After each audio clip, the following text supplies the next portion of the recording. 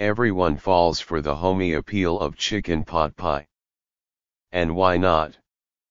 The aromatic filling of chicken in gravy, the nicely browned pastry lid, the ritual of piercing the crust, the whole experience is memorable. For most, it is a fond childhood memory, but not necessarily of a homemade treat made by a doting mother. I mostly recall having chicken pot pies when my mother didn't feel like cooking.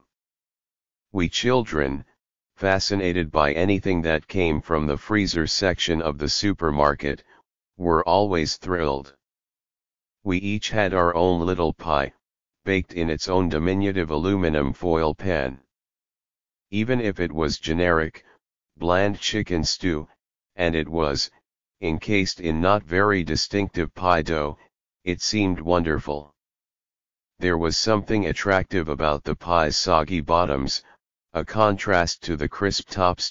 For me, the frozen pot pie has long since lost its attractiveness, but I confess to sometimes longing for a made-from-scratch version.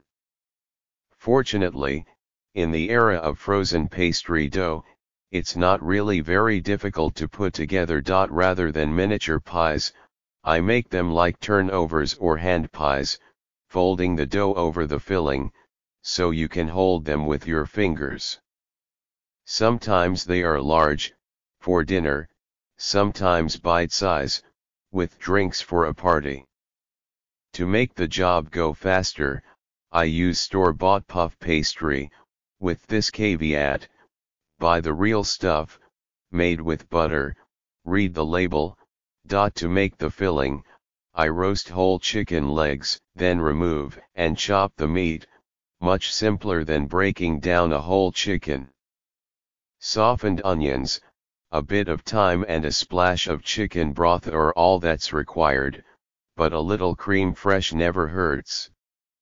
I find mushrooms to be the best vegetable to combine with the chicken, rather than the usual suspects, but frozen peas are an option. This is an easy project, but you may want to approach it in stages. First, cook the chicken, as long as a day ahead. Make the filling when there is a convenient moment. The actual assembly and baking of the pies takes practically no time or effort. You can even freeze them, unbaked or baked in advance, to finish or reheat them at serving time if you wish. The result tastes very homemade, and it mostly is.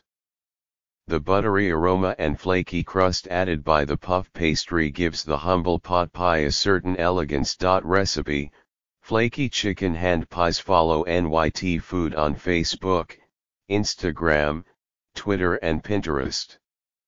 Get regular updates from NYT Cooking, with recipe suggestions, cooking tips, and shopping advice.